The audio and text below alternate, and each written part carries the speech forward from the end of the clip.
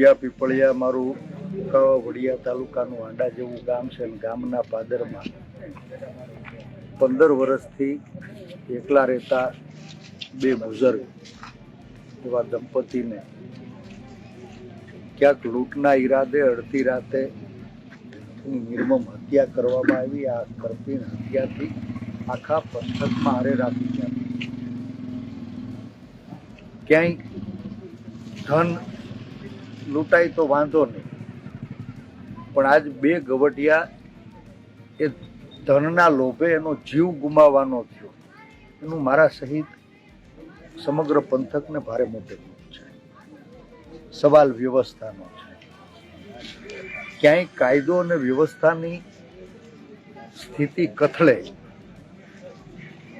ગુંડાઓને, લુખાઓને, લૂંટારાઓને, ચોરોને જો પોલીસનો ભય ન રહે તો સમાજે ઉજાગરો કરવો પડે. અને એ ઉજાગરો કરાવનારો કમનસીબ બનાવવા જ ઢુંડિયા પીપળિયાના પાદરમાં બન્યા. એ પરિવારને તો ક્યારેય ન પૂરાય એવી ખોટ પડી છે. પરમ કૃપાળુ પરમાત્માને પ્રાર્થના કરીએ કે બંને બુઝુર્ગો જેણે આ ઘટનામાં જીવ ગુમાવવો પડ્યો, પરમ કૃપાળુ પરમાત્મા એના ચરણોમાં સ્થાન આપે એવી પ્રાર્થના કરીએ. સુતેલી સરકાર અને તંત્ર જાગે તો આખાય મલકમાં ગામે ગામ હવે ડેલીયુમાં ગવટિયા વધ્યા છે. અમરેલી ખેતી પ્રધાન જિલ્લો છે. રોજગારની આશામાં વર્ષોથી ગામડાની નવી પેઢી એ ક્યાંય સુરત, અમદાવાદ, રાજકોટ અને બહાર સ્થળાંતર કરતી થઈ.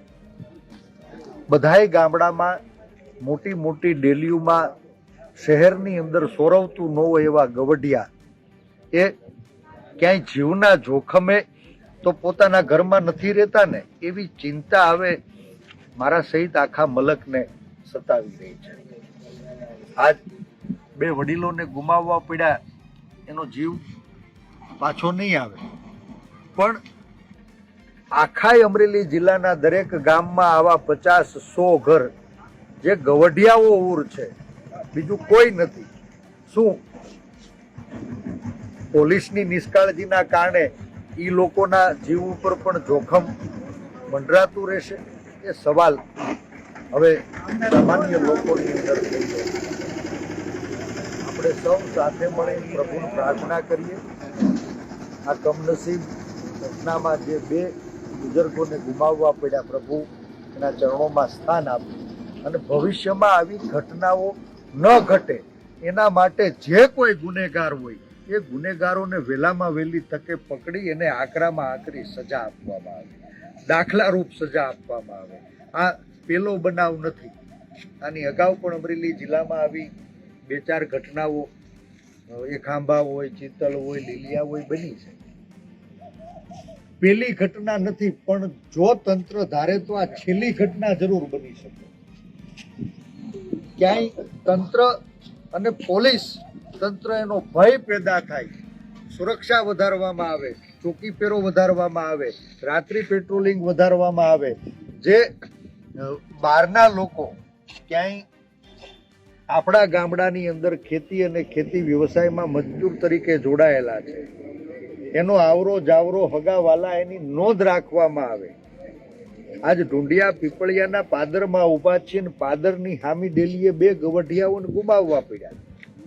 કરોડો રૂપિયાનો ખર્ચો કરીએ છીએ.